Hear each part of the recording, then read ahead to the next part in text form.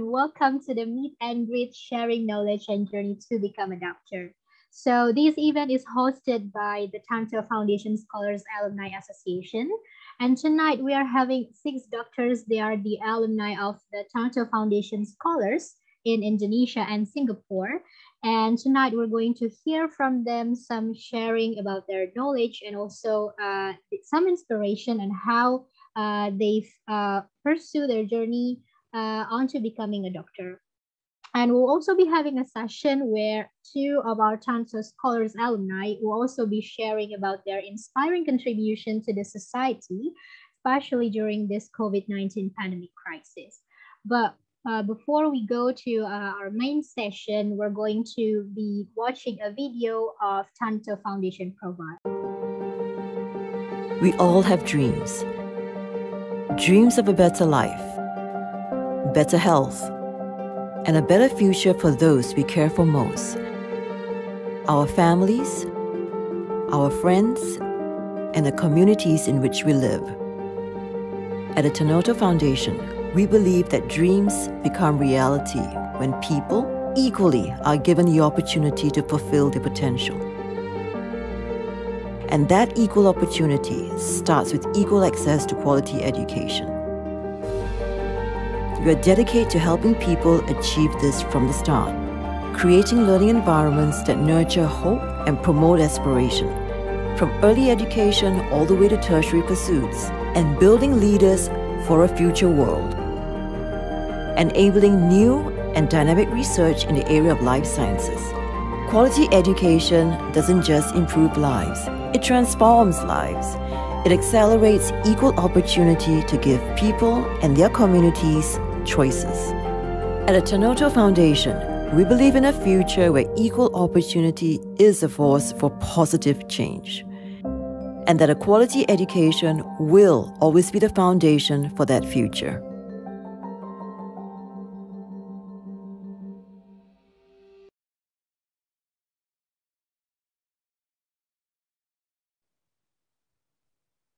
Okay, so tonight we are honored to have Mr. Satrio Tanjoyo as the Global CEO of Tanoto Foundation, as well as Dr. Choon Ta as the member of Board Trustees of Tanoto Foundation.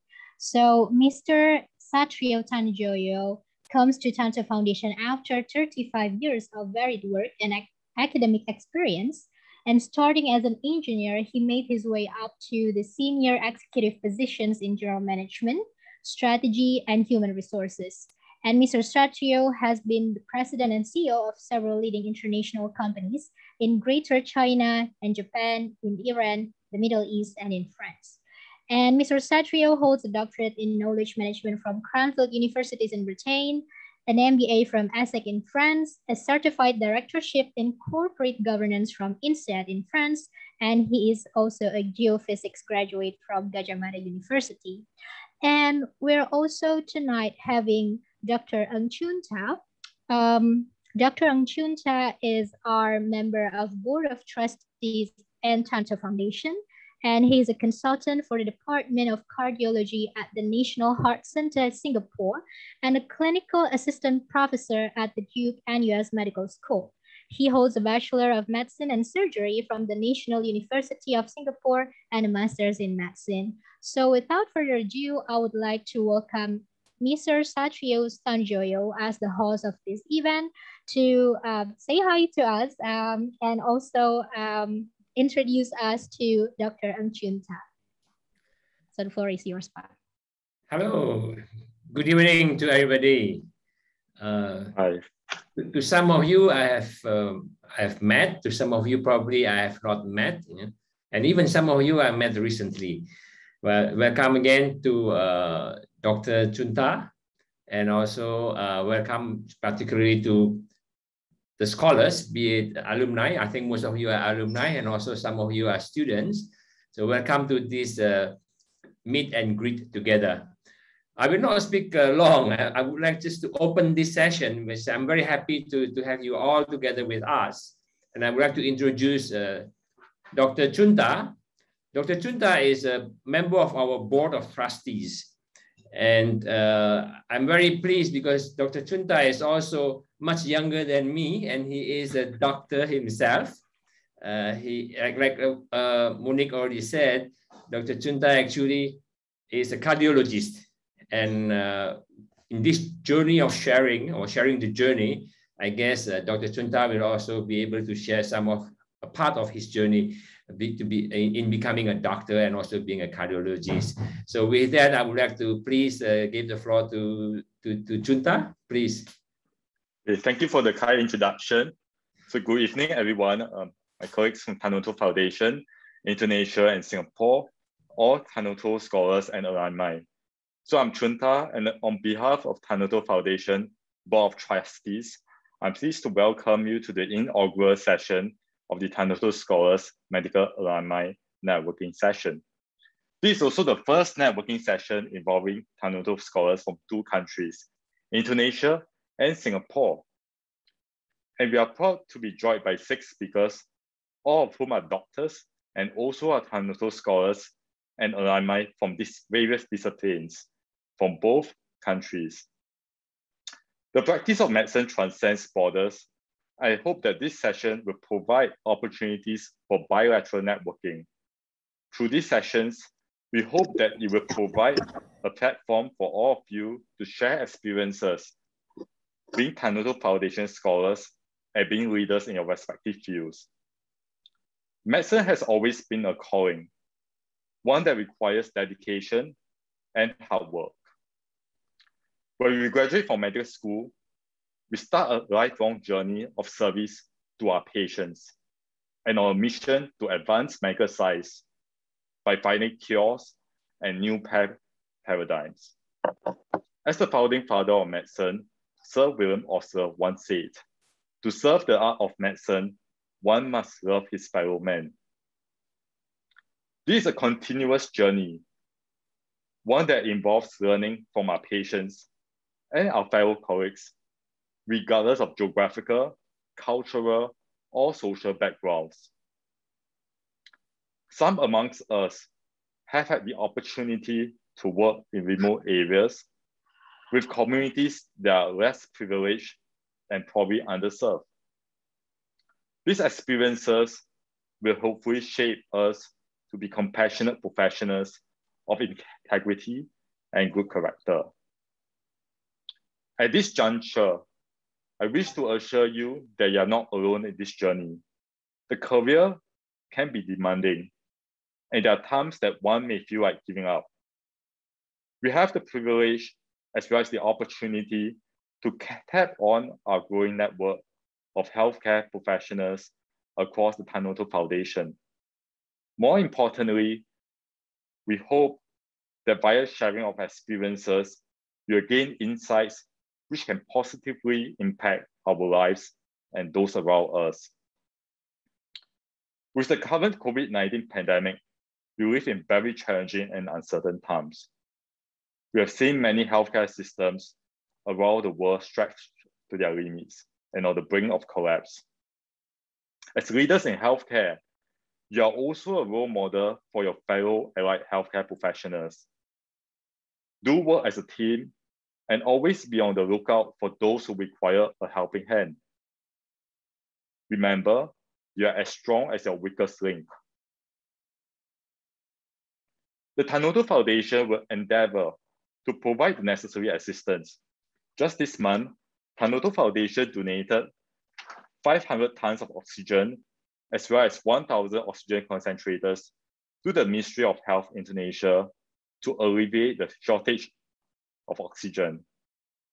Another batch of 2,000 oxygen concentrators will be arriving in Jakarta this week. With the COVID-19 situation becoming endemic, all of us will require faith, courage, and determination to safely usher in a new norm and thrive in the future. And I have confidence that we'll all play our part and that we will succeed in the new norm. Finally, allow me to espouse the values held dearly by our Tanoto Foundation founder, Mr. Sukanto Tanoto. He's a firm believer that we must all continue to work hard and strive for excellence and never forget the calling to serve the community. With that, I wish you all the best in this journey and stay safe. And thank you. Thank you, Choon Ta. Okay, thank you. And back to you, Monica. Hi, thank you, Monique, for the introduction. It's been a while since I met you last time, yeah? It's been years. We used to study together back in University of Indonesia. So it's glad to see you and everyone again. So good evening, Tanoto scholars and friends. I'm so excited to be your moderator today for our sharing session. So this session is super rare. It's such a rare occasion because we're bringing together Tanoto alumni, not only from Indonesia, but also from Singapore. So joining us today, we have 6 incredible speakers who work as doctors in their respective fields. And hopefully this session will be beneficial not only for students who are still in their pursuit of becoming a doctor, but also for general audience who are keen to pick up some new knowledge about medical sector, as well as understand more about the struggle and how it feels like to be a doctor. So without further ado, let's welcome our first speaker, Dr. Wu Shemin. So let me give a brief introduction about her. Dr. Wu Shemin Dr. Wu Shemin was a recipient of Tanoto Scholarship from 2016 to 2020, and she earned her Bachelor of Medicine and Bachelor of Surgery with honors from National University of Singapore. And she is now continuing her study in pediatric residency program at National University Hospital of Singapore. So, hi doctor, how are you? Hello, hi, good evening. I'm Shemin, one of the Tanoto Scholars Alumni and a junior doctor from Singapore. Thank you for joining us this evening. Yeah, I'm currently doing pediatric in NUH, one of the local hospitals here.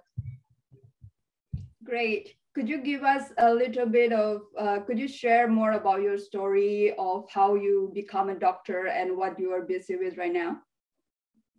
How I became a doctor?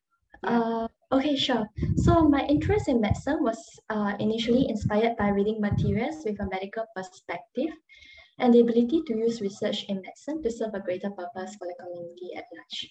So long ago, my first exposure to medicine started during my clinical attachment just before entering medicine school. So before I enrolled in medicine, I had a clinical attachment with one of the doctors in the local hospital as well to gain some clinical exposure. And then before I enrolled in medicine, I participated as a volunteer at the Institute of Mental Health locally to immerse myself in an environment where patient interaction and active listening are crucial. And that was when I realized that it is something I want to explore more and do in the future. And that was how I came to choose and sign up for medicine, the medical school in the local Singapore. Yeah. Got it.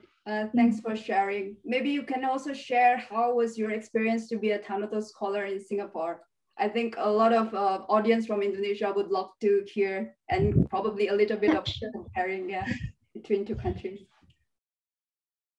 Okay, so during medical school, I was offered Tanoto scholarship, which I'm really grateful for. It has been an enriching experience as well in the opportunities it provided. So an example would be the opportunity to participate in Project Sukacita back when I was a medical student. The project was held in Indonesia, which consists of a mixture of NUS, SMU, as well as NTU students back then, that prior to the actual project underwent multiple brainstorming sessions to revitalize the way that it will be carried out. So initially, the project was meant to be a 2-day visit to a daycare center with some educational activities as well as developmental assessment. But we wanted something that will benefit and impact not just the children, but also to include their families as well. Therefore, we extended the project to a 2-week program that also include health screening programs for the family with the addition of health, hygiene, and nutrition. So this was done in the hope of achieving longer term impact and hopefully affecting the behavioral change. So then this project has driven us to think of ways of learning and improving from the previous batches and challenge us to achieve more and beyond the confinement of our initial goal. So there are multiple things we learned from this project as well. We identified the strengths and shortcomings among our team members. And one issue we faced was the language barrier of English versus Bahasa, which on the other hand, our fellow SMU Indonesian students were fluent and knowledgeable in, and therefore we made arrangements for them to help out in these areas with regards to education and translation, while the medical student worked on triaging and developmental assessment as well as health screening. So utilizing what we had experienced in the local health screenings back in Singapore, we created a screening workflow. And through this project, we are reminded of the importance of effective leadership as well as teamwork, knowing the strengths and weaknesses of team players and therefore appropriate allocation of manpower. So these are some of the things we learned through the project, which was provided through opportunities that Tanoto program has provided us with. So during the health screening, we also encountered some difficulties. One of these was the emergence of a bottleneck issue due to staggered workflow, in which the downstream stations were empty while the upstream stations were flooded and underpowered. And we addressed this by readjusting the delegation of manpower on the ground at different points of the event according to the changing demands. So this challenge also taught me that while maintaining a regular review of work efficiency is important, adaptability to situations must also be kept in mind. And in our field of medicine, where things might be ever-changing and challenges and events might arise despite prior thorough planning, we might have to make quick decisions on our feet as well. And therefore, receiving these valuable lessons through Project Sukasita, which is a volunteer work opportunity provided by Tanoto Foundation, will hopefully prepare us for our work situation like this in the future as well. Yeah. So these are my experience and my learning as a Tanoto scholar. Got it. Thank you, Shemin, for sharing. Sorry to interrupt you a little bit. I think I've got a message from Monique. We need to excuse Pak Satrio and also Mr. Choon Ta to leave the session first, yeah? Thank you for joining us, Pak Satrio and Mr. Choon Ta. Okay, Thank you. Enjoy your Thank evening. you. Yeah. Good evening. Yeah. Good evening. Thank you. All right, let's continue to our doctor. So yeah, you shared a little bit about your experience of joining Tanoto Scholar Club and then becoming a doctor and become who you are today. So we understand that being a doctor is not an easy journey. Definitely, I think in both in Singapore and Indonesia, we both feel the same. Not sure which country is harder, but it's not an easy journey to become a doctor. So would you please share more about your key challenges of going through the journey until you graduated, and probably your like support system, who actually like give you the biggest support to overcome all of those? Sure. I think what pushed me on is seeing the smile on our patient's face. As a medical student, especially during the clinical years, we had the opportunity to rotate through the different departments, work with the doctors in the department, as well as patient interaction. So I think one of the rewarding things is seeing the smile on our patient's face as we follow through their journey in the hospital, or even at clinics when we follow and tag on to our doctors and we get to interact with them. So things might have been difficult along the way as a student and also when we started as junior doctor, but at the end of the day, it was fulfilling, and that was the main thing that was what was rewarding for myself. Yeah. Okay. And other support system wise, I think the main major support system is my family, my parents and my sister. They have been very, very supportive, even in times where things can be difficult. For example, when academic studies can be difficult or I'm stressed at home, they have been very, very supportive. Yeah. Then other areas wise will be perhaps my special interest in art, which is a form of distressing, a platform for me to distress as well along the way. Yeah. That's interesting. You have a side hobby to shift your mind from a busy doctor life to something more interesting like art. Good to hear. Other than that, what do you think is the most rewarding as a doctor? Most rewarding as a doctor? I think again is seeing our patients get better, seeing the smile on our patients' face, and following through their journey. because the difference, I think the main difference as a student versus as a doctor is sometimes students, we might only see the patients once off, but as doctor, we see them, there is a bit more continuity of care.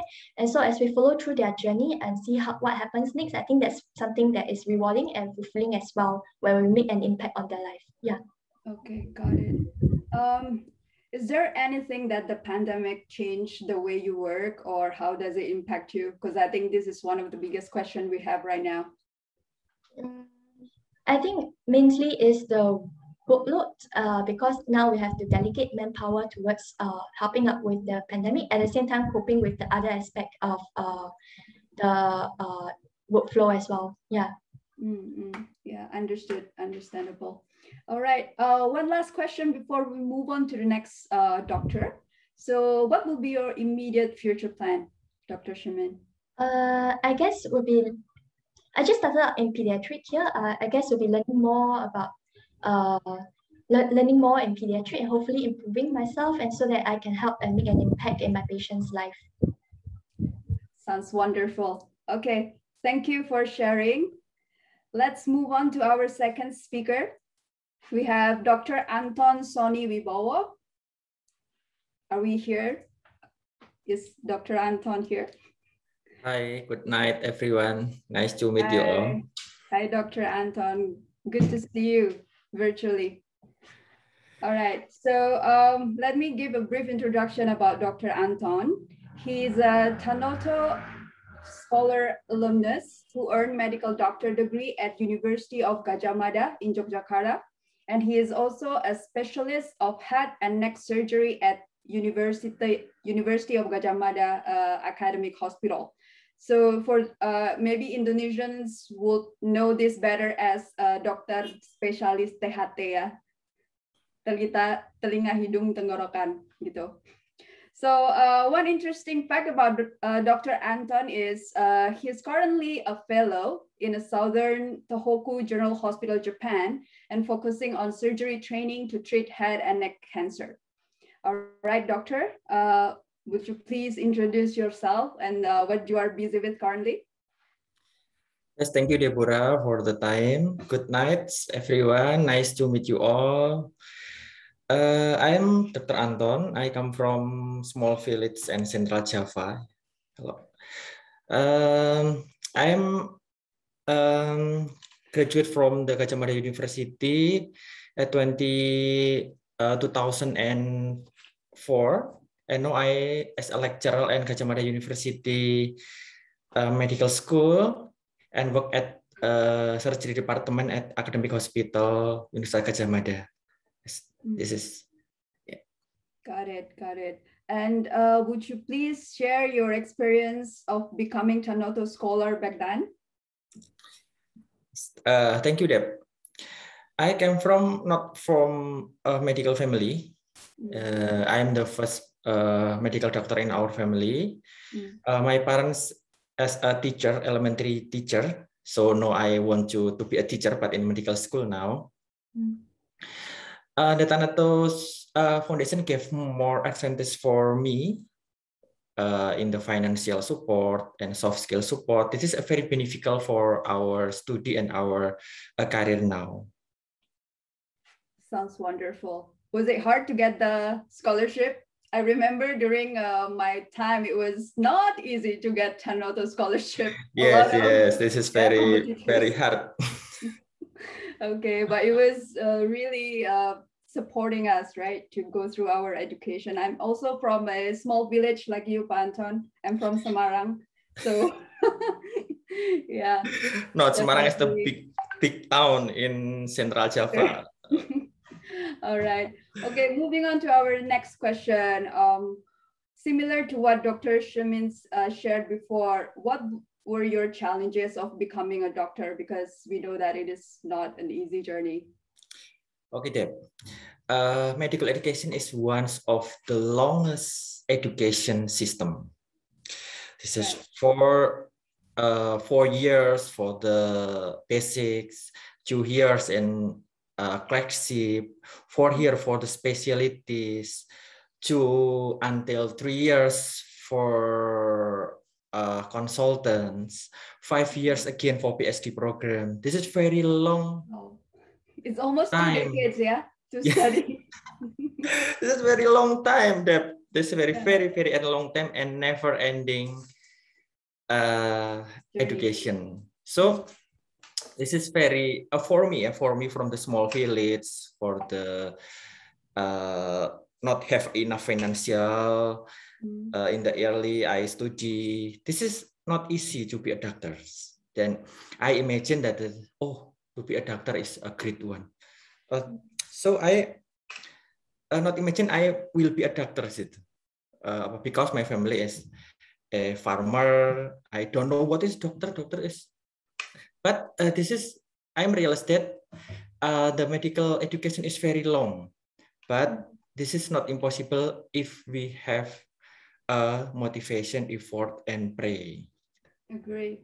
How did you overcome those challenges, doctor? What would be your advice also for these students who are struggling with their study now in medical school? Okay, the one point is motivation, commitment, and takes all of your hope to the God. Okay, so keep praying and studying, yeah?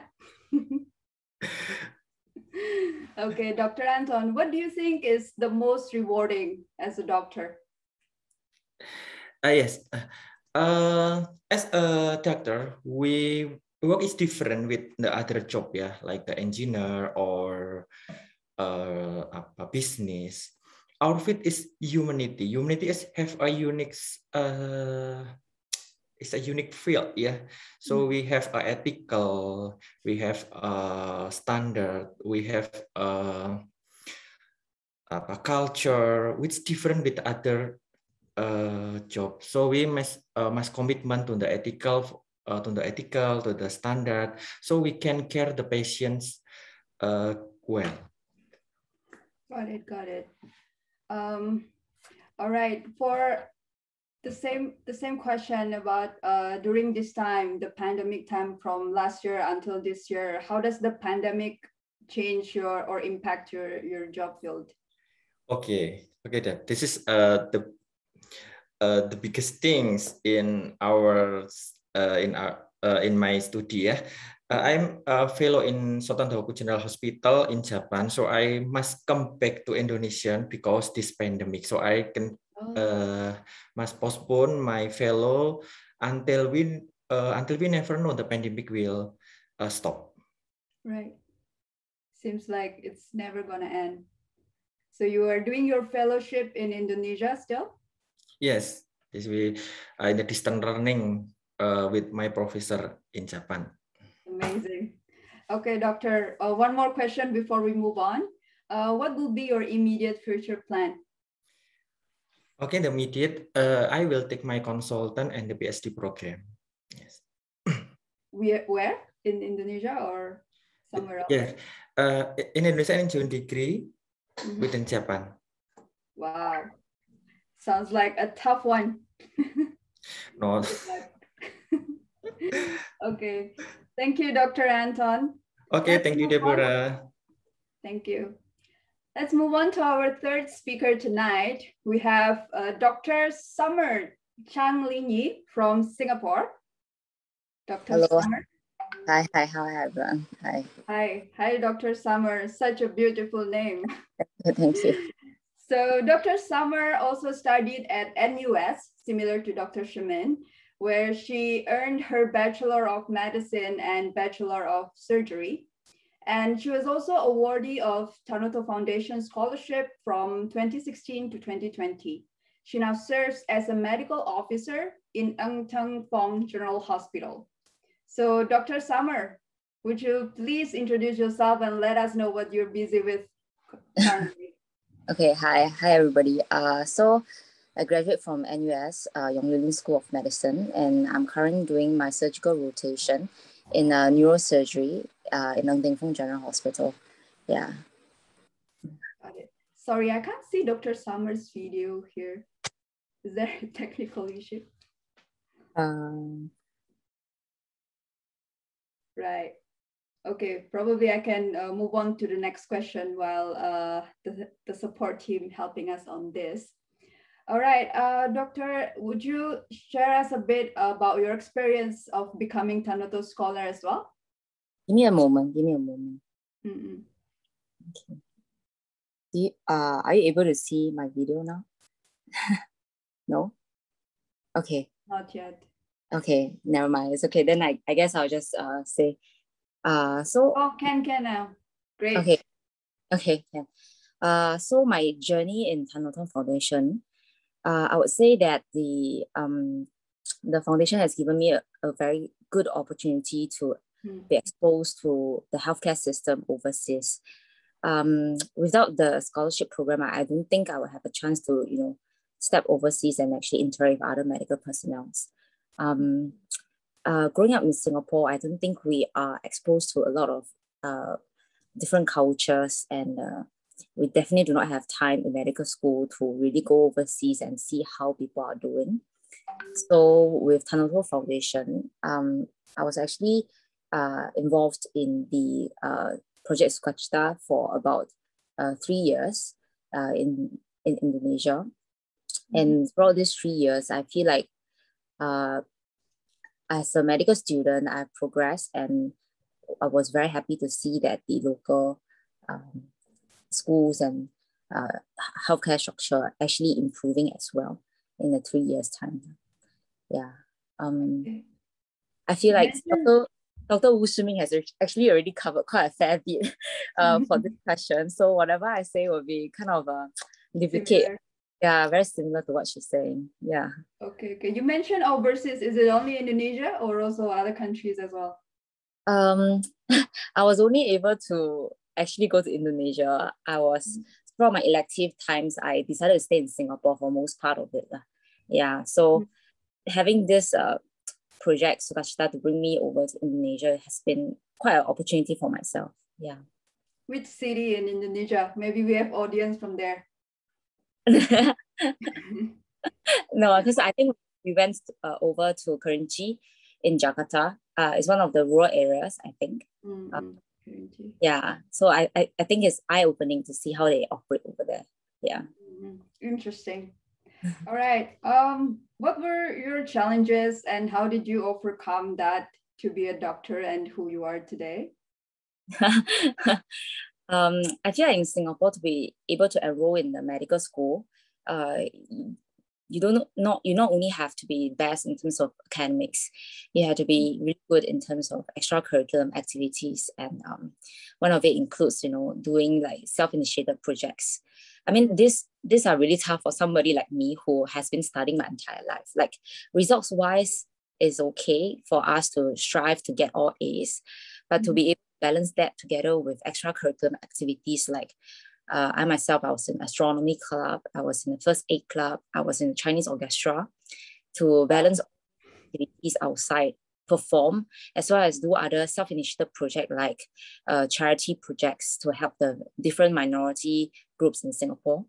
To balance all that, just to get into medical school was very tough to begin with. And after getting to medical school, I'm sure a lot of us was really surprised when we first started our medical school at how hard it is compared to whatever we have studied in junior college. And I remember very fondly that when I first started the anatomy class for the upper limbs, and we are thrown at 1,001 things to remember regarding the nerves, the muscle, and the bones of the hands. And yeah, and I feel like there, the learning curve is great. And after that, finding a balance between school, between work and life has always been a constant struggle.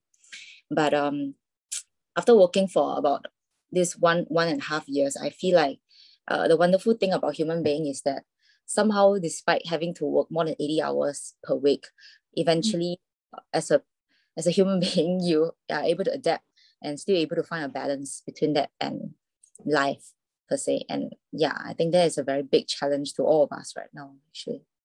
Yeah. Sounds very overwhelming to become a doctor. Good job.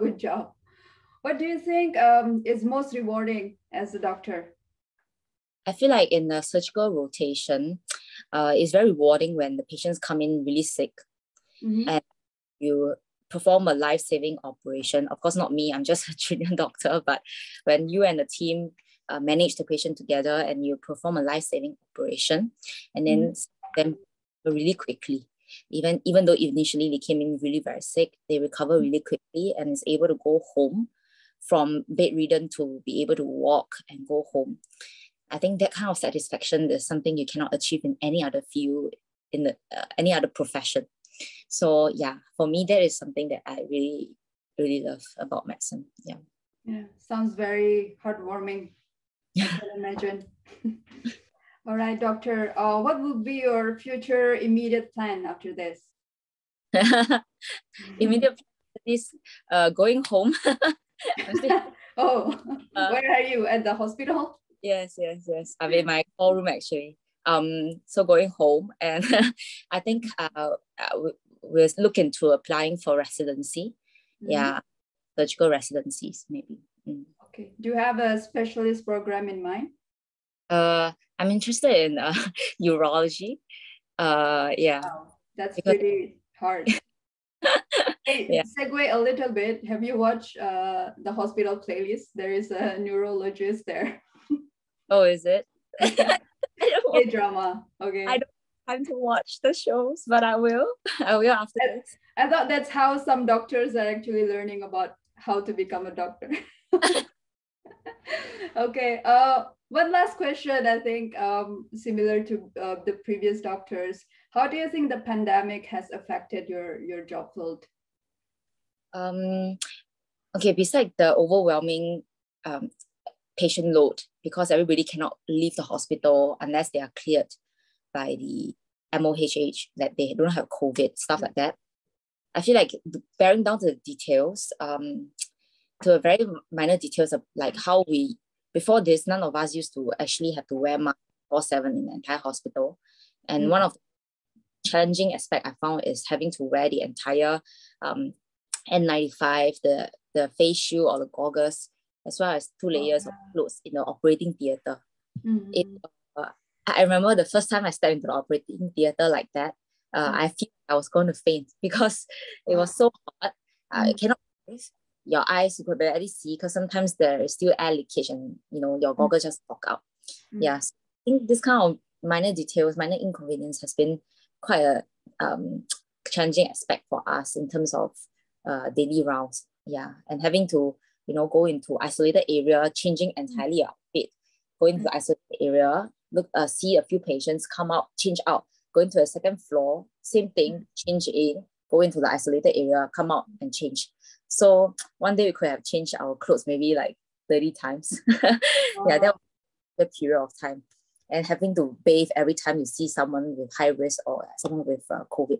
So I think the aspect has been really challenging for a lot of us because it really adds up a lot of time. And yeah, just sometimes we don't have the time to spare. Yeah. Wow, thank you for sharing that. We know it's hard, but we didn't know what extent that the hardship it is for the doctors. Like you mentioned, you can change clothes 30 times a day. Oh my God.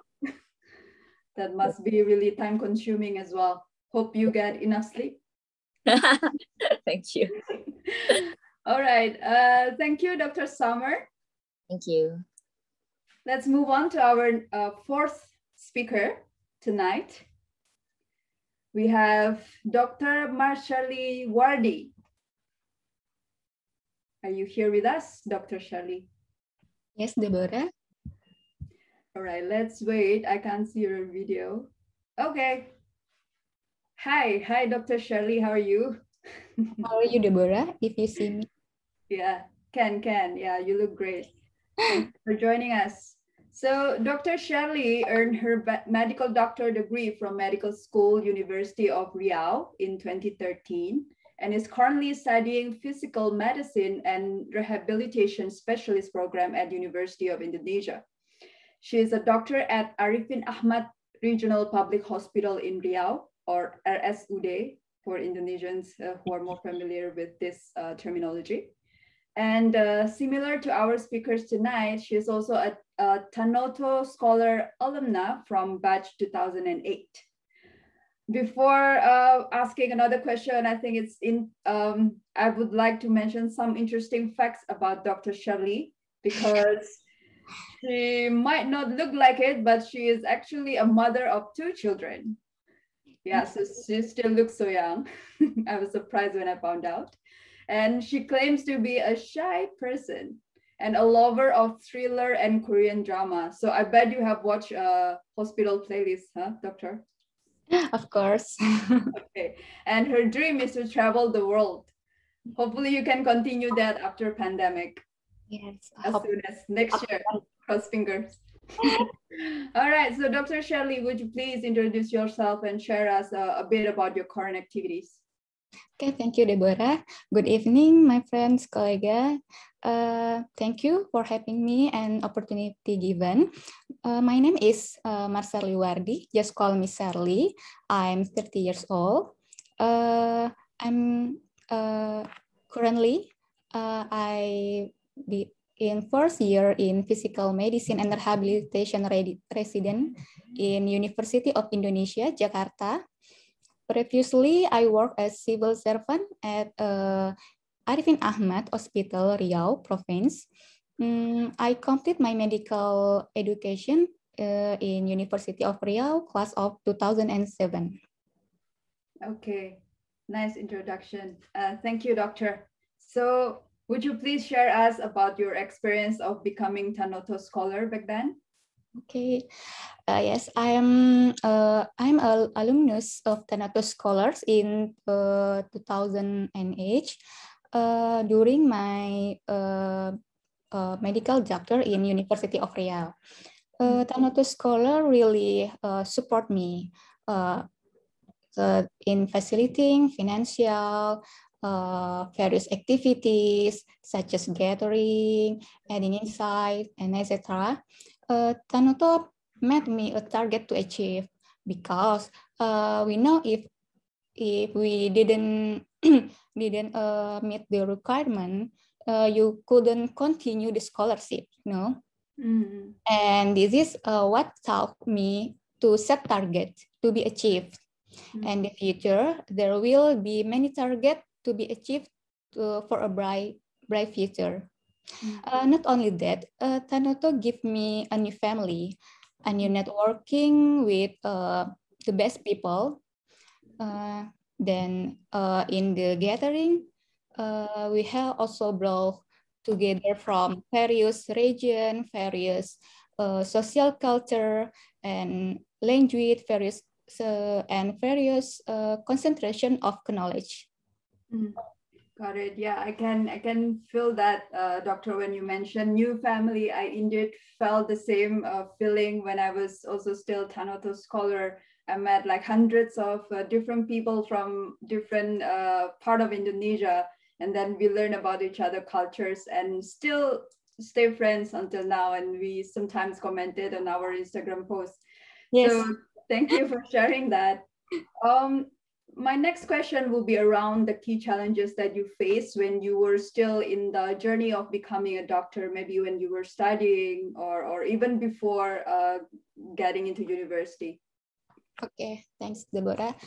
Becoming a doctor is not easy, look like from outside. There is a long way, Sam, the Dr. Anton said like that, like a phenomenon of iceberg. Is often the only success have been achieved. In fact, the thing that to get the title doctor can be a drift in front of we name, it's so difficult. Becoming a doctor is a lifelong learning process, not only during the education, but after you become a doctor, you must always upgrade your knowledge, because science is always evolving.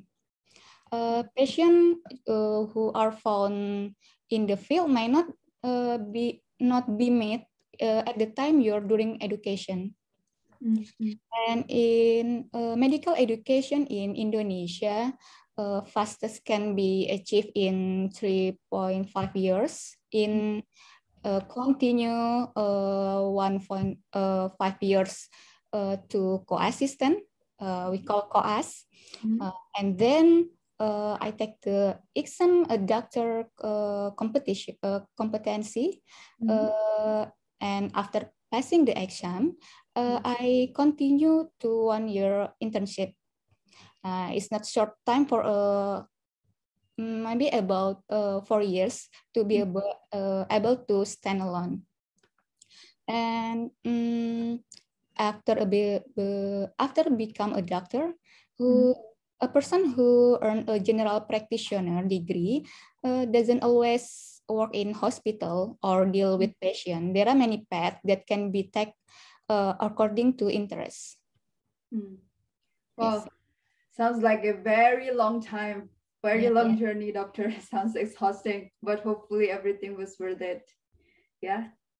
So, doctor, what do you find the most rewarding as a doctor?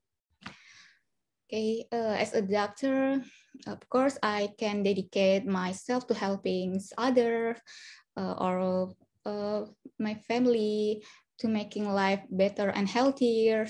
But some people maybe, of course, not be able to save. And as a doctor, I try to more caring, to more understanding, teach my patient and listen that really all they want. And absolutely, I try to taking care of other.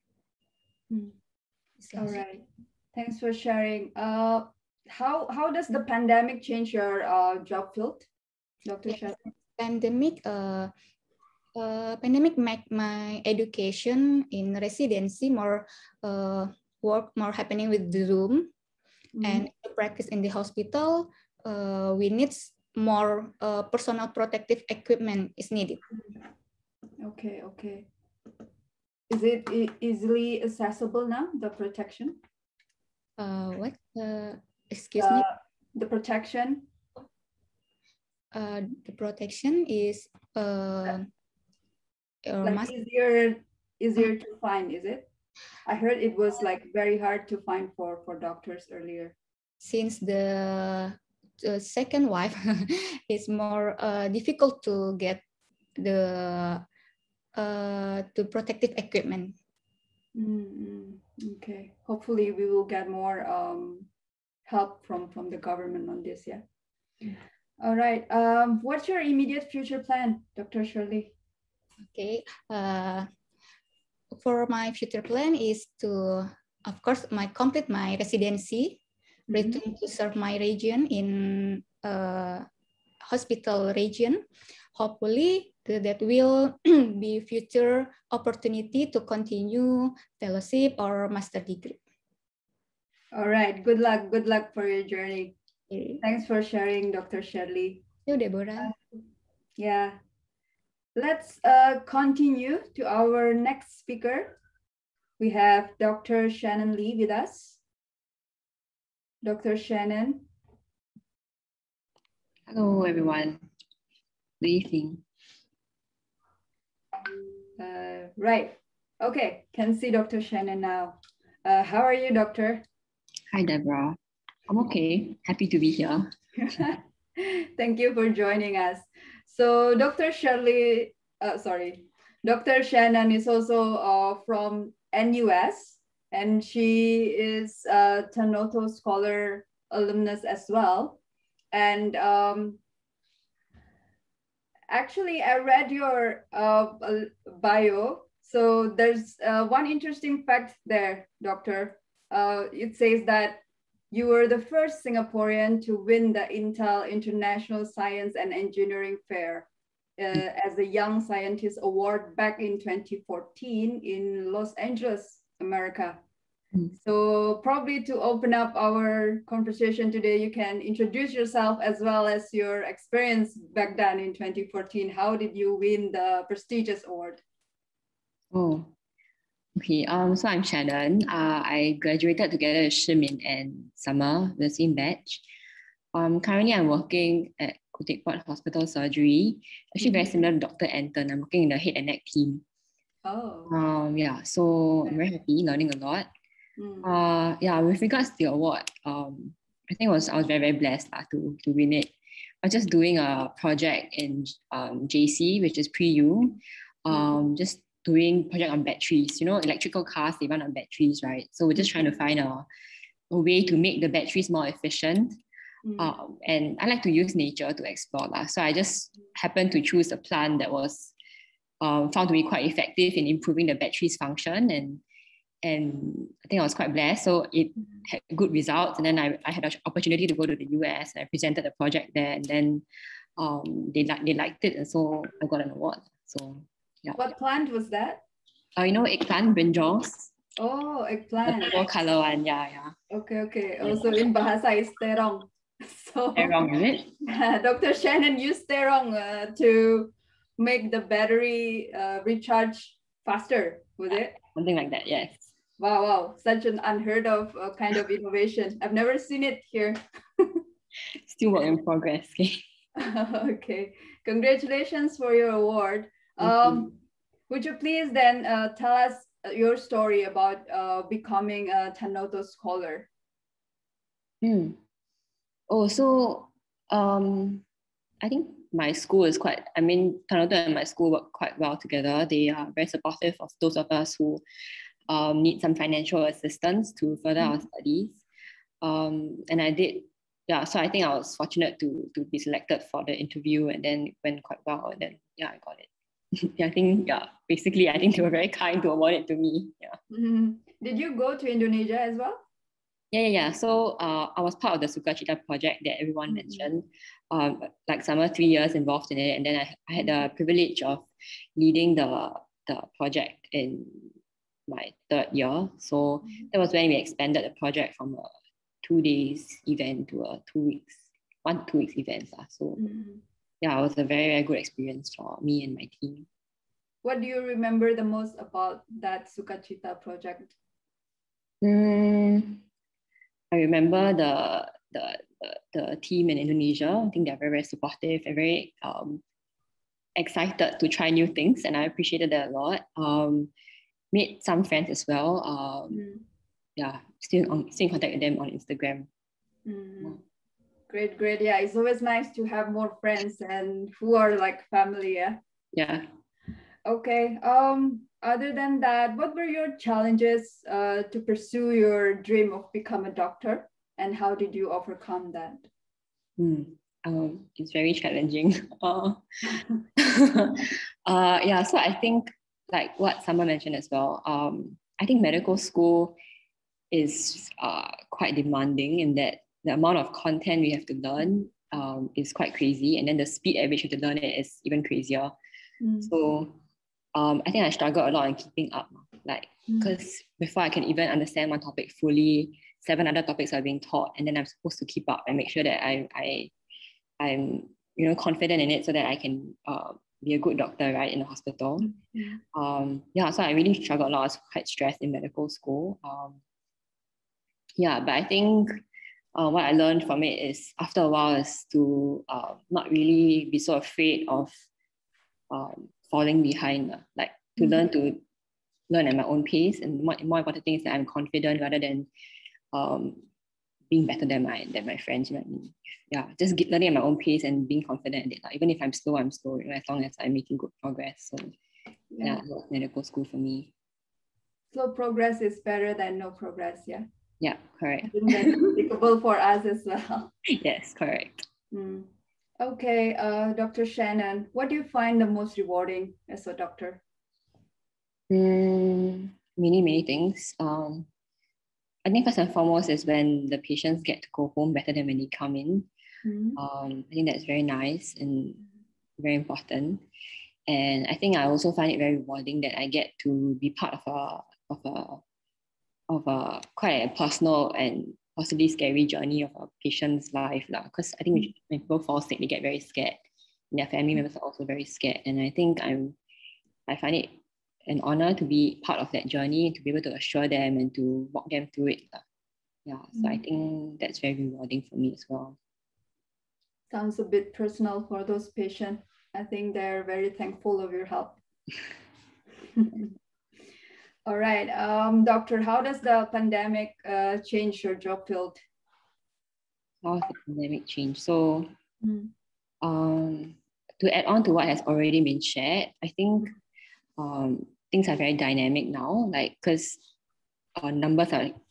new numbers are coming up every day.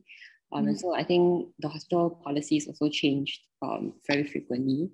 So I think in keeping up with what's the protocol for COVID suspect, a confirmed COVID case, and how do I clear patients of COVID? I think keeping up is quite difficult. And then I think even on a team level, sometimes you are split into hot and cold team. Sometimes I'm in a cold team where I see non-suspect patients. Sometimes I'm in a hot team where I see suspect patients. So I think on the ground, things can get a bit messy because we are always having new protocols and new instructions to follow every day. So it's new team members, new workflows to follow. But yeah, so I think that's quite challenging to keep up with how dynamic the situation is. All right. I just got a message from Dr. Shemin. Unfortunately, she has to leave earlier. So thank you, Dr. Shemin, for joining us. Hope to see you again in the next session. Okay, coming back to Dr. Shannon, what are your immediate future plans? Do you plan to pursue any specialist program? I mean, I hope so, but I'm at a stage where I'm exploring. I think medicine is very, very vast, like there are many, many fields to consider. And I think I want to get a good foundation and a good base before I subspecialize into something else. So I'm going to explore a few specialties first before I decide. All right. Good luck. Hopefully you find something you most enjoy. Yeah. Okay, thank you, Dr. Shannon. Let's move on to our last speaker. We have Dr. Surya Atmaja. Hi, do you hear me? Yes. Hi, Dr. Surya. Hi. Thank you for joining us. So Dr. Surya earned his medical doctor degree at University of Sumatra, or USU. Wait, USU, is it University of Sumatra Utara? Yes, that's true. Okay, yeah, please correct me if I'm wrong. So he earned his bachelor degree in 2016 and also a TF or Tanoto Scholar Alumnus in 2012 batch. And he's currently a medical doctor at the Regional Public Hospital or RSUD in Jambi. One interesting fact about Dr. Surya is Dr. Surya just successfully passed the National Civil Servant Enrollment Test or CPNS last year. So congratulations of becoming officially becoming a PNS right now, doctor. And he's now preparing for his further study. So Dr. Surya, please introduce yourself and share with us what you are busy with currently. Okay, thank you, Miss Debora. Thank you for the committee that inviting me to this event. Let me introduce myself. My name is Surya Atmaja. I am Tanoto Foundation Scholars Alumnus from the years of 2012 from University of Sumatera Utara. Currently, I work at the Regional General Hospital in Jambi, Sarolangun Regency as civil servant or PNS. All right. Could you share more about your experience as a Tanoto scholar? Okay, thank you. Ladies and gentlemen, we know that everything starts from zero, but the 0 point of every person is different. I think Tanoto scholars overcome this problem. Not only sponsoring the tuition fee, Tanoto scholars also push us to improve our GPA and also give us a building capacity program. I personally joining the program like soft skill workshop and then public speaking workshop, and then the most memorable is participating the Tanoto Scholar Gathering 2014. 2014. Okay. I wasn't there. I think I joined the 2012 in Bandung. Oh, okay. Right. Okay. Okay. You have anything to add? No. Okay, so move on to the next question.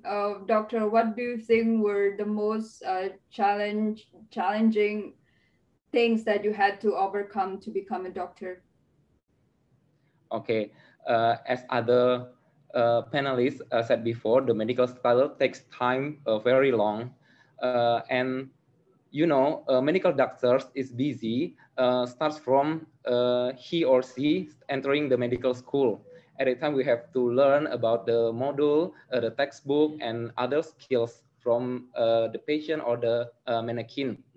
And we have to balance the work, learn, and life in our life. So time management is is very, very important. And then I also said Tanoto Foundation have helped overcome this situation by giving us soft skill workshop, and so we can manage this with smoothly. Great to hear. Sounds like there were a lot of trainings for Tanoto scholars, which are useful for our work and daily life. Okay, next question is about what do you find most rewarding as a doctor? Okay, thank you. For me, the most rewarding as a doctor is maintain life of the patient. Not only life, sometimes the quality of life. Now, in emergency setting, we can do the CPR or cardiopulmonary resuscitation. And then in the clinics, we can help the patient to improve their quality of life. For example, if they're sick or unwell, we can give the patient medication so that she can work or maintain their life very good. Right. So Dr. Surya, similar to the previous 5 doctors before, how does the pandemic impact your work? Okay, thank you.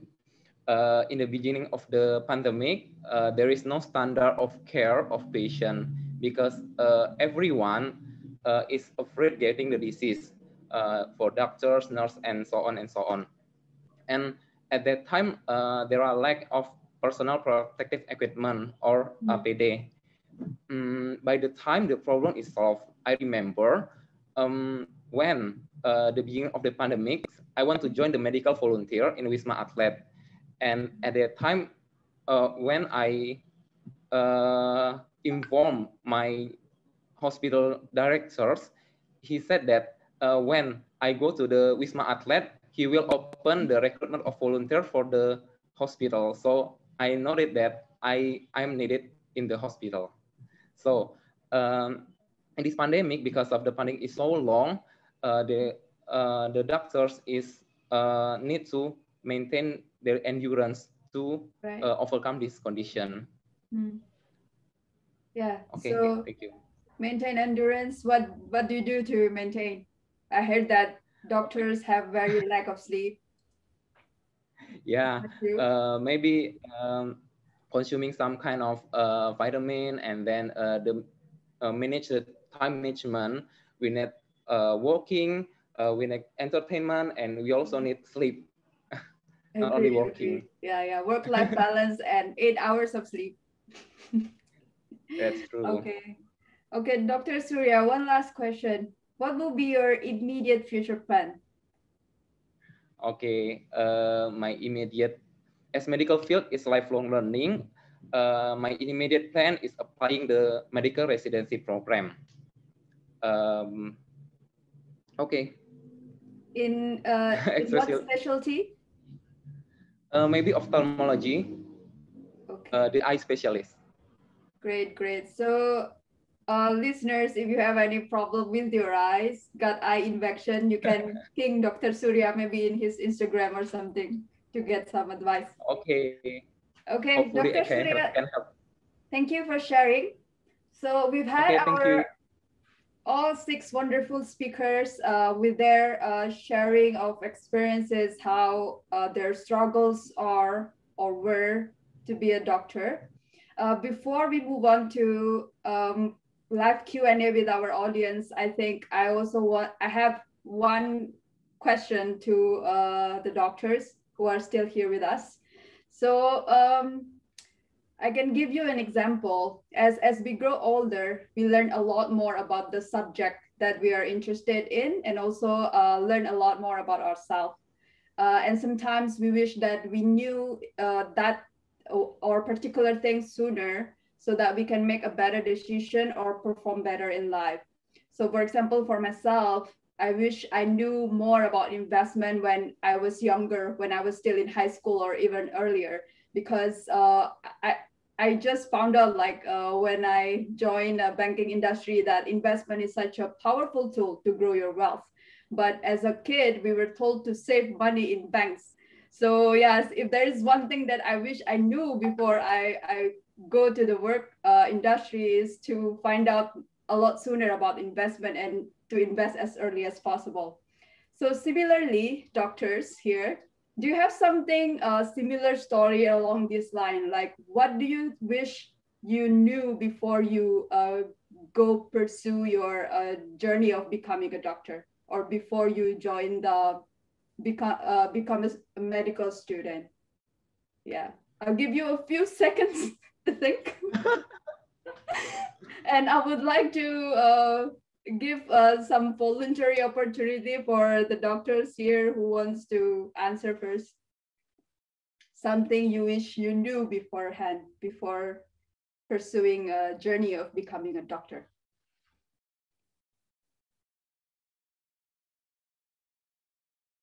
Dr. Anton, you're smiling. It seems like you have the richest experience here.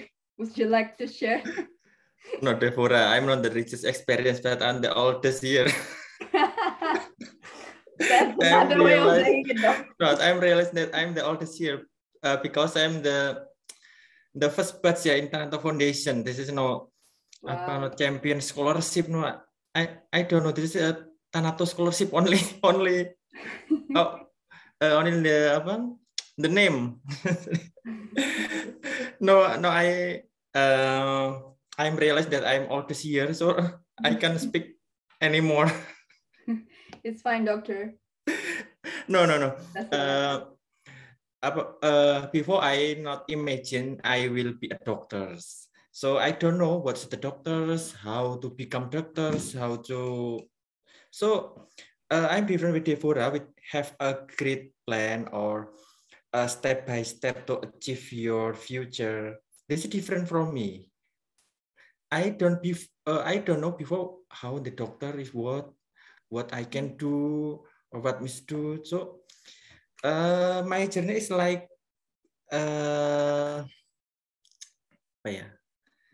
learning by doing it. Pengembaraan begitu ya. Jadi like only like the water flow with the river begitu. Okay, going with the flow. Yeah. Okay. Thanks, Dr. Anton. Who would like to share your answer to my question? Dr. Marcherly, would you like to take the honor? Thank you, Debora. My message for everybody who wants to build their career in medical field is, get excited, because to be a doctor, you can get a variety profession. By becoming a doctor, you can also, of course, a clinician. You maybe become a structural in hospital or public health office. You become a police or army doctor. You become a lecturer, a scientist, or minimum you become a doctor of your little family, and be to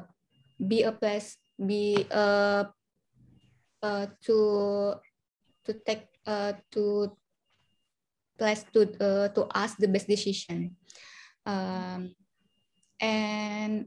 My journey to become a doctor was not always smooth. There are failures and cities that I faced, but all these things have finally forced me into the person I am today, a person who never give up and hopefully will always be like that. So maybe let me quote a wise sentence. Someone tell me that dream as high as the sky. Even if you fall, you will only fall in the clouds. Thank you. All right, such a beautiful quote. Okay, Dr. Surya, do you have an answer?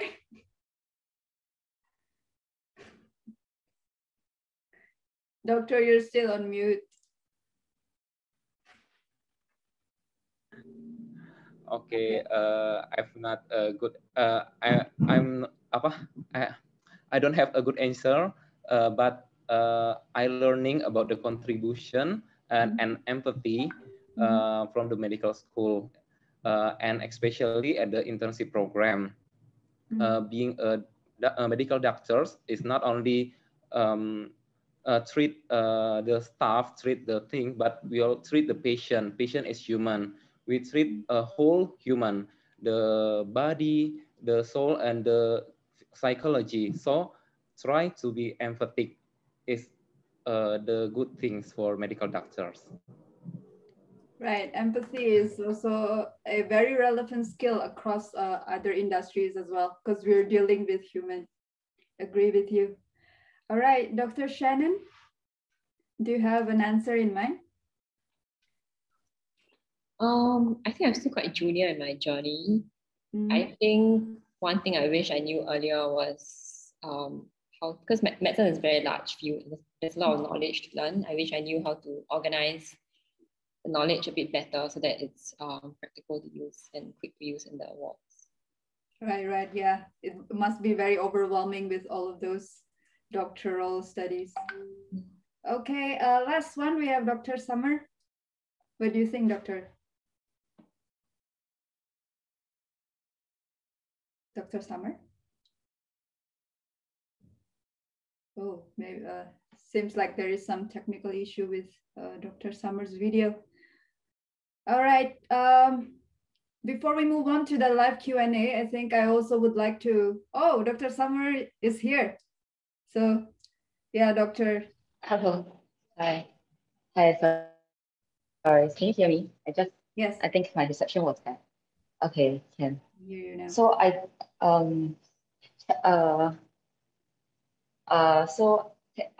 feel like my challenges of becoming a doctor, I wish somebody had told me before I become a doctor, is that how hard it would be. To be very, very frank, being a doctor is one of the hardest things I felt in my life, because it's very hard to balance your life and be who you want and be competent and be the good doctor that you want and society wants. I feel like one of the things every day that a lot of us have is called the imposter syndrome. So basically, it is the constant feeling of incompetency and not being who you actually are, despite putting in all the hours you have in your hand. All of us always feel that we are just not good enough, despite how hard we have tried. Yeah, so I feel like a lot of us are struggling with this. And if somebody have told me beforehand that to be a doctor you have to dedicate your entire life, even your personal life, if you want to have a family or whatnot, you actually have to weigh carefully, because once you step into the surgical residency or any form of residency program, you might actually have to dedicate almost 99% of life being a doctor. I think that would be more helpful in preparing me for the years to come. Yeah. All right. So setting up the commitment is big, yeah, because you need to sacrifice your personal life as well. Yeah. Okay. Thank you, Dr. Summer, for sharing. Thank you. There are a lot of questions already in our chat, but doctors, if you have other questions to other doctor, please feel free. You can try to raise that question in between our live Q&A, yeah? While I give you some time to think what kind of questions you want to ask to other doctors. It must be very interesting to learn from each other. All right, so the first question we got from our audience is from Jenny. So Jenny said she is working in a FMCG manufacturing company in Indonesia. There are around thousands of factory workers at her company, and not all of them believe in COVID. Wow. It is quite challenging to tackle the hoax news. How do you suggest the most effective yet simple way to educate blue-collar workers based on your experience? Yeah, so I think this is a very good question coming from Indonesia, as we can tell that it's not as developed as Singapore. So there are still a lot of people, even doctors in Indonesia, who don't believe about COVID-19 virus and spread hoax news that altered how the society react to this virus. So for this question, I'm not sure who can help us answer this. I'll just bring it to the floor. Who would want to help our audience today with this question about COVID? Okay, Deb. Great. Like the COVID, yeah. The COVID-19 is the one of the most dangerous epidemic we feel. But we must to base all of our treatment, all of our speech, all of our behave based on the evidence base. So we don't believe about the social media that the speech not based on evidence base. So we must to believe on evidence-based medicine. So all of the COVID must be on evidence-based research. Okay. Okay. Thank you, doctor. So must be evidence-based, yeah? All right. Any other doctor who wants to take the challenge and share your thoughts? Okay, I'll move on to the next question then. Okay, so this is from Mas Arif Julianto. He posed a generic question. Is there any messages for Tanoto Foundation scholars who are currently undergoing medical education? How keep them motivated? Probably I can get two doctors to answer this. Dr. Marcherly, would you share your some tips and tricks to stay motivated?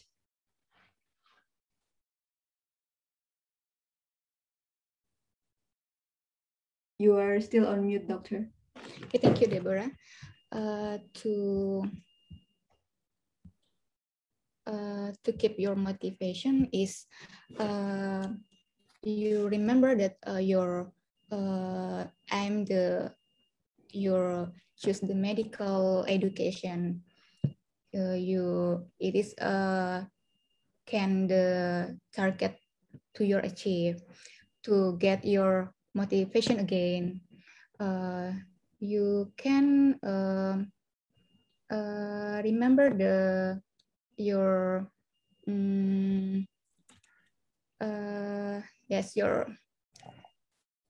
perjuangan untuk masuk gitu ke depan. So keep trying. It is so difficult to achieve that. So you don't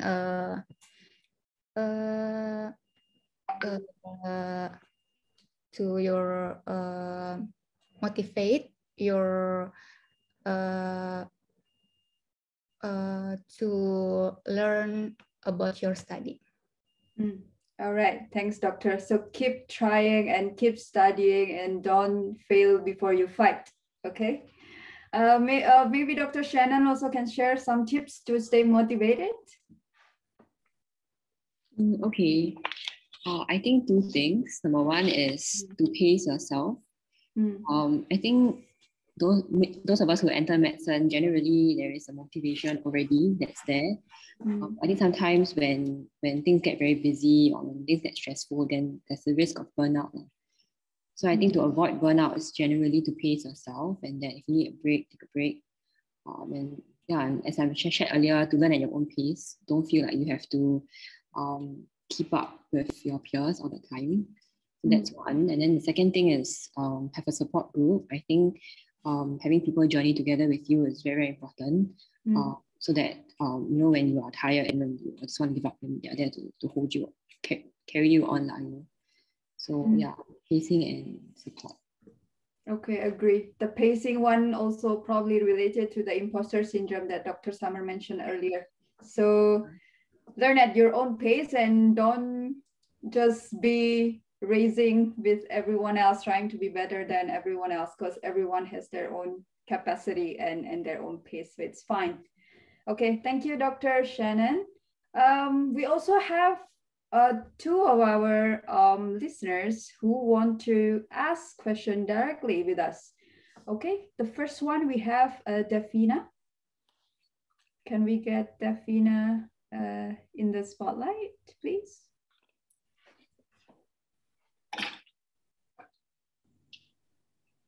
Hello, good evening, ladies and gentlemen, our fellow doctors, Tanoto scholars and alumnus. Thank you very much for giving such an opportunity. Especially, I really want to appreciate Tanoto Foundation and PANUTAN for such providing a great event like this. So I have several, probably a bit muddy, I'm so sorry, question for our Singaporean doctor, probably for Dr. Shannon and Dr. Summer.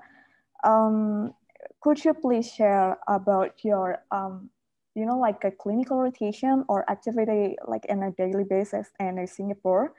Because as we know that several several countries can have a different culture, right? Like probably some of countries can only have the residents or the interns to work only on the weekdays, and they can have a free day on the weekend. And some of them are just like they really need to work like all day, both weekend and the weekdays. So how about in Singapore for the interns or probably for the residents? And also in this, especially in this pandemic era, do you think, is there any opportunity for like an international student to pursue their study or probably getting a course or probably becoming such a research assistant in the Singapore, probably in US or anywhere in the Singapore?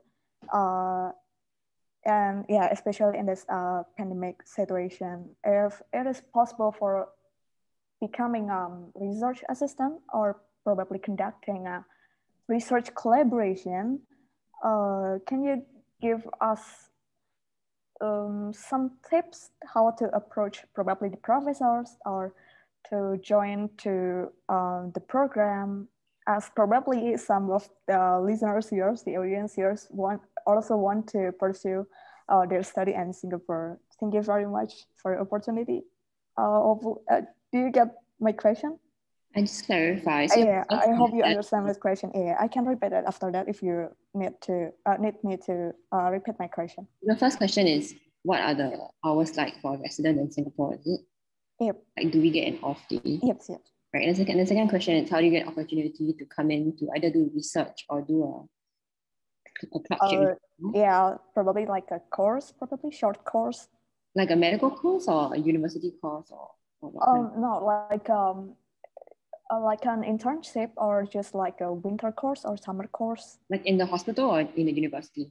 Oh, everything is fine. Oh, okay.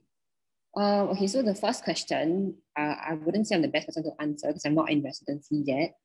But looking at my seniors, it varies from different specialties. So in medicine, we generally split the residency into surgical or medical, right? Medical, mainly their job is to like pediatrics, internal medicine, or geriatrics. Then surgery would be like general surgery, orthopedics, neurology, ONG. So I think in general, the surgical disciplines are a lot more time heavy than medical. In medical, generally, you can get 1 in 7 days off. So every week you at least get 1 day as an off day. But in surgery, I think it really depends on the workload. So if let's say the team has a lot of patients and they are very sick and they need surgeries, then you can expect to stay in the hospital quite a bit. Yeah. So that's the general guide. But 1 in 7 is the goal that we try to achieve. 1 day in 7 days off. Yeah. And then for your second question, I think Singapore is generally quite open to receiving people come in from overseas to come in and apply for traineeship. Yeah, I've seen a lot of overseas students in my training years as well. So I think it's as simple as emailing the professors that you're interested to work with. And if let's say they don't have space or they find that they're not the best suited for your interest, then they will always direct you to someone else that you can contact. Yeah. So just email. Yeah. I mean, send in your CV, be specific about what you're interested in so that they can help you a bit more. I think that's definitely better than asking for, can I have an opportunity to come in? Because that's quite big. So if you send in your CV and your specific interest, then generally people are very helpful to direct you to where you need to go. Oh, okay. Thank you very much for your answers. Oh, one more question, can I? Is there any specific website or place where we can know if there are any recruitment for the research assistant or probably internship? Because, you know, in Europe or States, they usually have a website for upon recruitment for a certain position for a certain research team based on the professor. Is there any same specific place in Singapore? Or do you usually just personally email the professor? I'm not aware of any specific websites. Summer, do you know? So as far as I know Singapore does not have such websites. Usually we go by direct liaisons with the different organizations. For example, if you're interested to do research in NUS or in NTU, in research facilities like A-Star, you write in directly and they usually will direct you to somebody. Yeah, unfortunately, we don't have such portals or website for you to directly write in. Yeah. Oh, yeah, I see.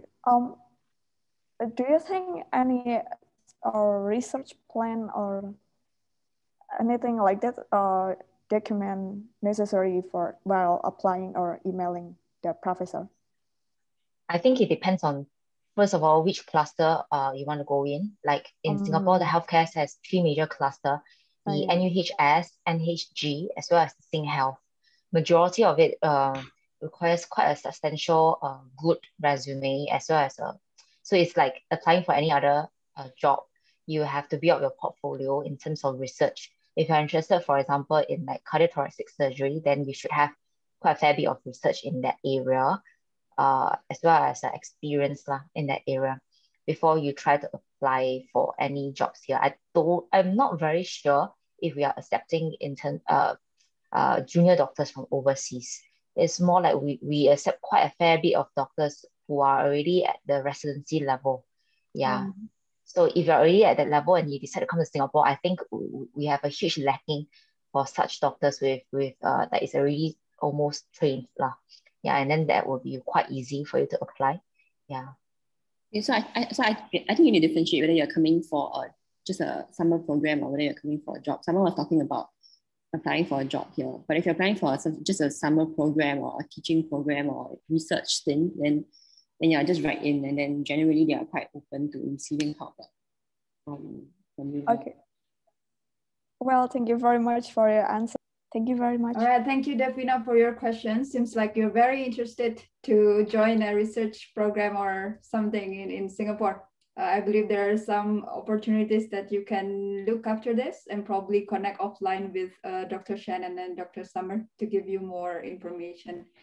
All right, we have 2 more audience would like to raise their questions live. So let me invite Mona Lisa to join us and ask her question. Mona Lisa, would you mind showing your video? Great. Hi.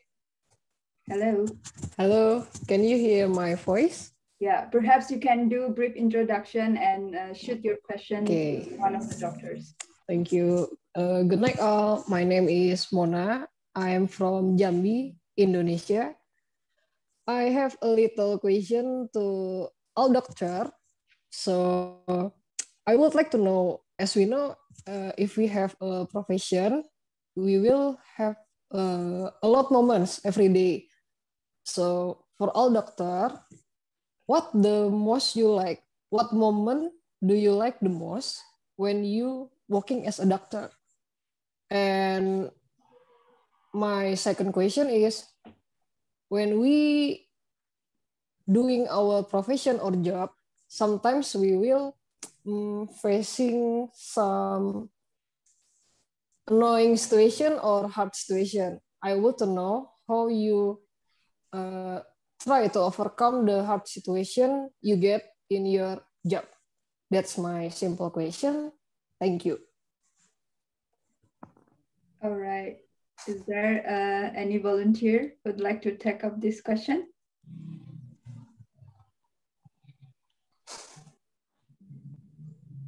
May I invite Dr. Surya? Okay, thank you. Moment that I like the most after I already being a doctor, especially at the internship program, is when I can perform my competency in the patient, especially when I'm in internship program. I've joined the ACLS and ITLS at a time when I first performed the defibrillation, and then I first performed the needle critical thoracotomy at the patient. I feel I'm very happy because I really, when I'm student, I try it in the mannequin, but in real life, I can do it good and can save the patient life. And when you are in the annoying situation, maybe you can motivate yourself. For me, I'm very like to find some quotes, and I have to memorize it. Like I said before, medical student is always busy, and then the proud of profession is dedication. It will motivate. You have to remember it, and it will motivate you. Believe that every goodwill needs a good way to achieve it. Thank you. Thank you. Right. Hopefully that answered your question, Monica. Sorry, Mona Lisa. Yes. Thank you very much. All right. Our third audience is Jumadi. Would you please open your video and raise your question? Yeah. Can you see me? Can you hear my voice? Hi. Yes, we can see you. Okay. Thank you so much for this opportunity. Okay. First of all, I want to introduce myself. I am Jumadi Sihombi, and I am alumni, another scholars. I'm from Pekanbaru, and I'm a teacher in Sekolah Filia Sofia. Maybe one of you know about that. Okay. My question is about, I ever see that one condition in this pandemic, maybe you have struggled with this, about when you have a patient that's identified positive to COVID-19, it will make you that you will not allow to meet your families, maybe because you just have the patient that's identified positive COVID-19. When we know that it's so dangerous and can make Indonesia menulari orang lain. So, what do you feel at the moment when you want to meet your family and really miss to meet them, or maybe just take some huts with them, but you can't get it because, you just thinking about have a patient that identified positive to COVID-19. How do you overcome that feel? And have you ever experienced about that? Thank you so much. All right, so your question is about the experience if any of our doctors here had a family member who got infected by COVID-19. Okay.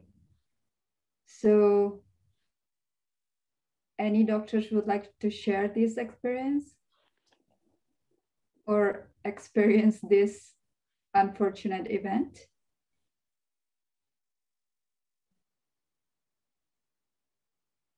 Dr. Anton, no?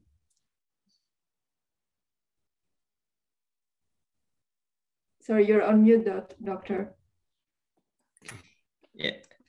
Can you hear my voice? Yes, can. Our family is the first community we must protect from the COVID-19, I think. Yeah.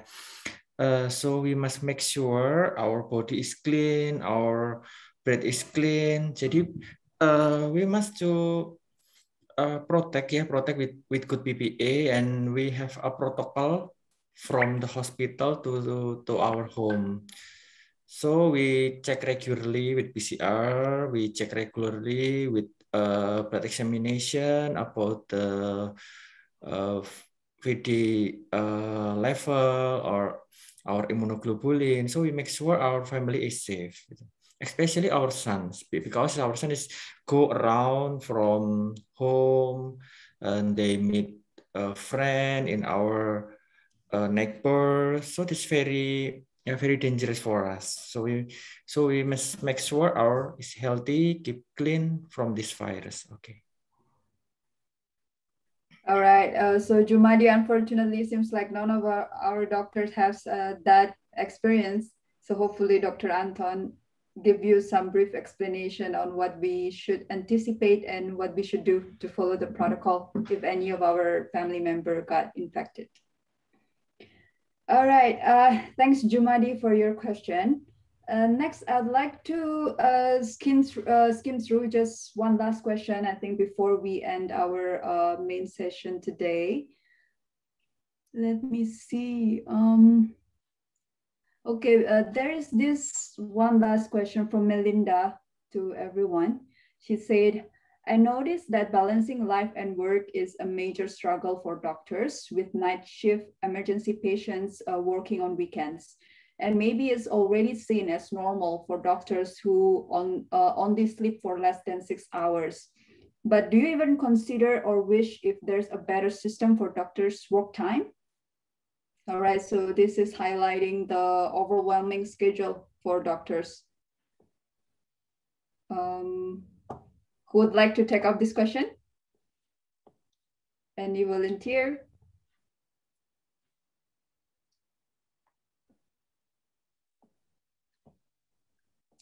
Dr. Shirley, would you please share your experience? Okay, thank you, Melinda, for your question. Yes, as a doctor, you only sleepless in less than 6 hours, but tips from me, take care of your health, eat enough, take vitamin. So sleep, of course, it's a bit difficult to manage. So you take care of your health more. All right.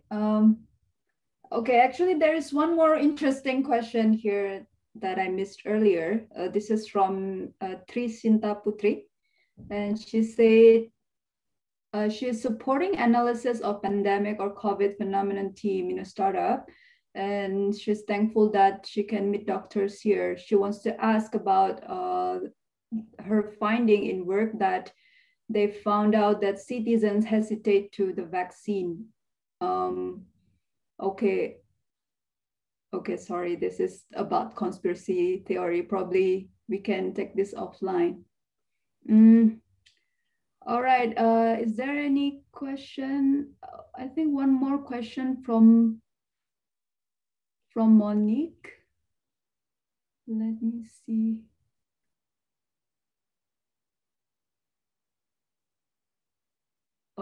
from Michael Sumando.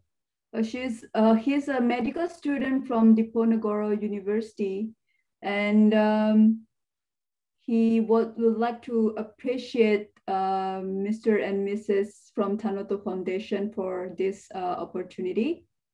And he's asking, is there any tips to keep us focused and in this stressful time so that they can continue to move on in their journey of becoming a doctor? Probably this is more of a student kind of question. Dr. Summer, would you like to share a little bit? I feel like this question is quite similar to the previous question on how to stay motivated. And avoiding stress. Yeah, but for me, I feel like, as everybody says, that medicine is a calling. You don't just, come into medicine with a passion. You know this is the one job for you. So how to stay focused in this pandemic, I think it's about knowing who you are and your goals in life. To always go towards your goals and not be distracted by things, happening beside you. I think the pandemic is pretty frustrating for many of us because in Singapore especially, we are like almost in our third lockdown. But every day I tell myself when I go to work that what I want when I'm 40 years old, for example, I want to be able to do this, I want to be able to do that as a physician, and to reorientate yourself towards the goal every single day. I think that is a very important way to keep you focused and grounded. Yeah, so I think it's really about pacing yourself as well. Yeah, so I don't think, unfortunately, there's no single solution to how to stay focused, because every one of us at our age of 20 years old, we are all trying to work towards our life goal and work hard.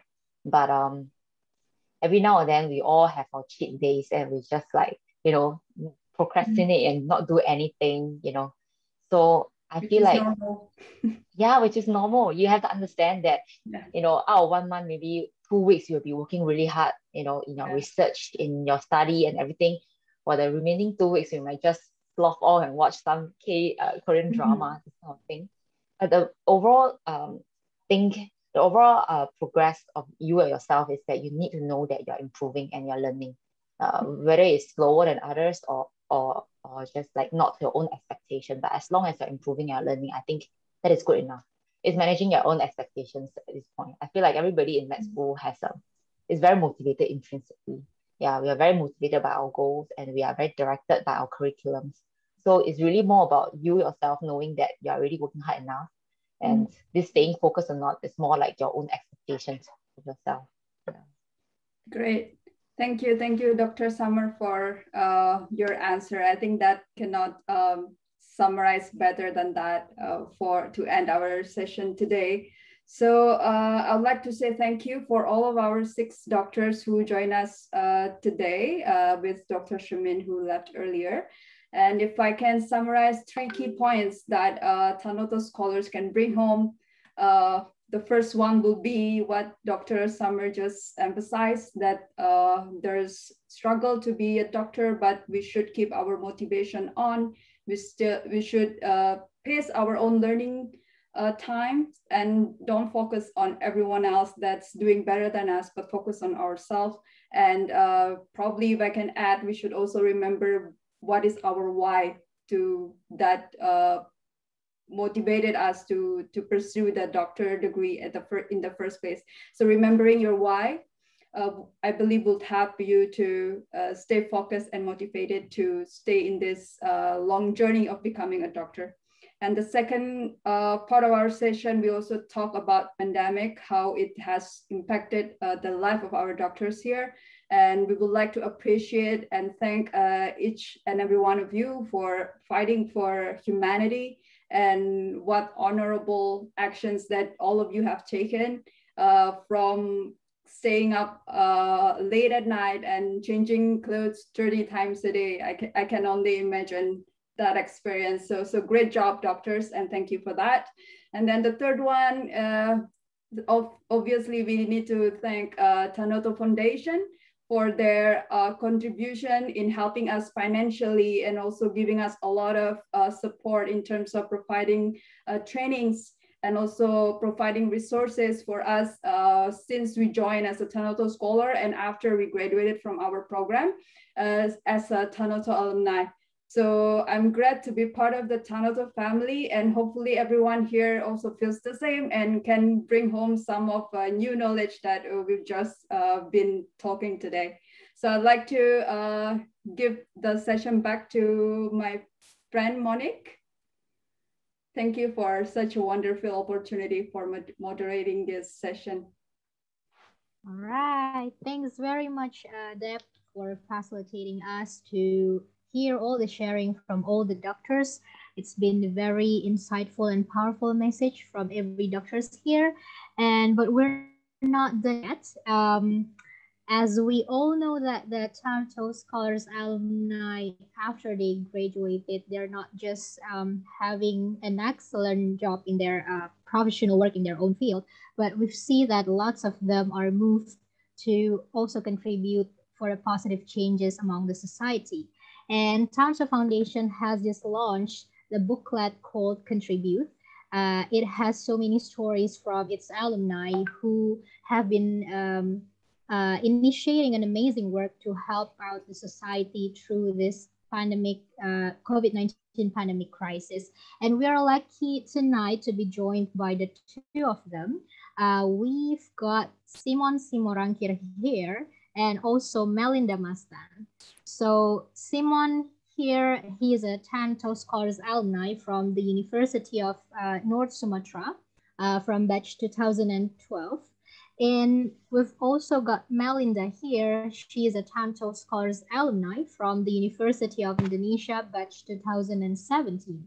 And both of them are going to be talking briefly about their experience to be contributing for a better, contributing to help out the society during the earlier pandemic crisis, which happened last year. So are we having Melinda here now? Yeah, hi, Kak. Okay, hi, Melinda. Okay, maybe the committee can help us to also pin Melinda's screen here. All right. So, hi, how are you, Simon and Melinda? Hi, Mbak Monica. Hi. All right, so it's very great to be having both of you here. Perhaps I would like to go first with Simon. I'd like to ask you about, you know, what did you do last year in the earlier crisis of the COVID-19, and perhaps why did you do that? Okay, and thank you, Mbak Monica. That's a good question for me. So everyone will ask me why. So I'm make two activities. The first one, make donation with Perhati teams. Perhati stands for Perkumpulan Persahabatan Alumni Tiongkok Indonesia, or in English we can say Alumni Organization for Alumni who graduated from China country. We're handing over the solidarity package of goods to military personnel at the Air Force Military Headquarters in Halim Perdana Kusuma. So the second one, we successful welcoming 238 Indonesian from Wuhan after 2 weeks quarantine from Natuna Island. So right now you ask me, why did you do that? So the reason is, the first one, giving back to society. I took my master program 2 years in Wuhan. Previously, nobody knows about Wuhan, but nowadays everyone knows about Wuhan, right? At the time, local people helped me a lot. How I survived in the incredible city Wuhan. As we know, if you ever visit Wuhan, in Wuhan there is a lot of slogan called Wuhan 每天不一样. Wuhan every day is different. So I thought Wuhan is quite similar with my hometown, Medan, such as from the accent, they speak loudly, especially about foods. Nah, I like the foods of Wuhan as well. The second one is we are Indonesian. At the time, most of my friends in Wuhan try to calling me, send me some emails, and some of people also text me. They told me that they won't come back to Indonesia. Then I was thinking that I need to do something for this case. So this is the reason why I did this contribute. Thank you. Back to Mbak Monique. Thanks, Simon. That is very inspiring to hear from you. And now I would like to hear from Melinda. Would you like to share what you did last year and why or what motivated you to do that? Thank you, Ka. Yeah, hi everyone, I'm Melinda. First of all, it's a pleasure for me to be in the same room with our so-called superheroes today, the doctors, the health worker. I know that some of us might work from home nowadays, but I believe that those who work in the healthcare is working 10 times harder than us. And it's actually what leads me to my initiative today, but maybe not to health worker, but the community health worker in our society. So I started an organization called New Normal Posyandu, which is a community health post in Indonesia. So a little bit background, here in Indonesia, we have a monthly growth monitoring and health promotion for under 5-year-old children in Posyandu. But since the pandemic, of course, it's been very hard for our community health worker, or we call them cadres, to open it. So we decided to help them, trying to find solutions, the strategies on how to open it in the midst of pandemic. And at the same time, we're trying to be there for the community health worker. We try to build their capacity, answering their questions, answering their struggles. So yeah, the goal is basically to make sure that there's a child growth monitoring every month and assisting the community health worker by series of training. Wow, that's very brilliant. So I'm curious on what you did. Did you find any challenges and how did you cope with that? And what did you learn from the process? Perhaps we can, start from Melinda and then we go back again to Simon. Okay. Well, the biggest challenges is the pandemic itself. We're fighting with the situation because we're trying to open the Posyandu in pandemic, which is offline activities. Most of the months, to be honest, we're close to giving up. We're trying to be as innovative, but sometimes there's like a lot of challenges. But knowing that this is important, that this needs to be done, and to be honest, there's so little help from the outside, but that's understandable because we're struggling and our top priority right now is to fight COVID-19. So maybe the focus to help this kind of small community activities is actually small, but I think that since we have the opportunity and I know that this is important, yeah, my team, we just feel that we need to keep running. But practically open discussion with the team, we're trying to engage our target beneficiaries, reaching out to others. We're trying to contact other organizations that work in the same field, and also our teachers from the university. I think those are the things that help the most in the time of challenge. Wow, that's very insightful. And now would like to hear from Simon. I think you're still muted, Simon. This is the good question. So at that time, I was found three big challenges. The first one, as we know, if you ask about military, right? To pass military is really hard. So entering the military gate, all of military asked me at the time, who you are? What are you doing here? Are you from media? From media, from TV, television? and then etc.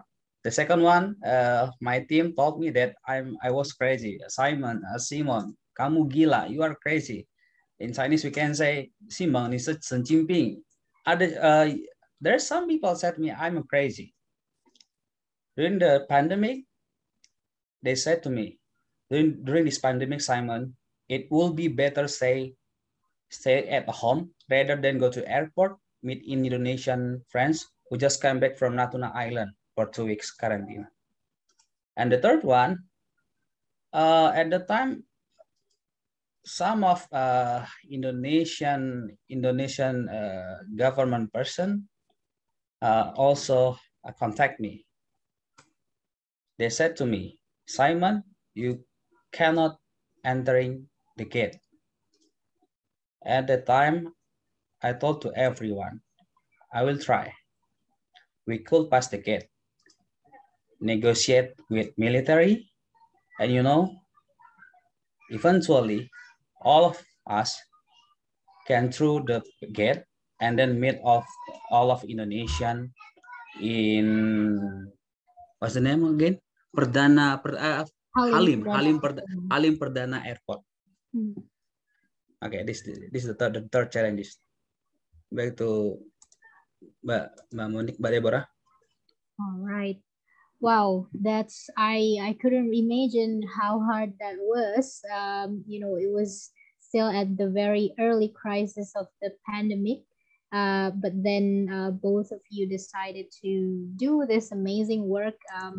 So I really appreciate it. And perhaps the last question for this session, what would you say to those out there perhaps who would like to also contribute to the society, even if perhaps they are not really, they're just like an ordinary person, ordinary people like we are, but perhaps would you like to share some of your message on how perhaps they can start this their own initiative to also be contributing to the society? Maybe we can go back again to Simon. Oh yeah, the last statement maybe. From me, do something with your heart. Society needs you. Whatever we have achieved right now, we have achieved it with anybody else. Thank you. Wow, that's very powerful. All right, Melinda, your turn. Yeah. For me, I always say this, but I believe that if you want to contribute, you're basically halfway there. So the rest is just about trying to find the right teammates, the right target, the right solution, and growing in the process. And yes, it could be difficult and it's not going to be easy, but I think it's worth it. So yeah, that's for me. Okay, wow. So thank you so much, Melinda and Simon, for joining us tonight. Thanks for sharing your amazing work. Thank you so much. I believe that we all have been not only learning from your stories, but we are all very inspired and moved to also find our way to, be contributive to our society. So yeah, I think this is the end of our whole session of the meet and greet. And thanks everyone for joining us. I hope that tonight's session can be a meaningful opportunity for each of us. One thing that I got from this session is that just keep going with your dreams, keep working on your purpose, to spread kindness and make changes for a better world. Perhaps our journey might not be easy. It can be a long one. It can be a stormy one, but only when we keep going, when we keep working on it, nothing is really impossible.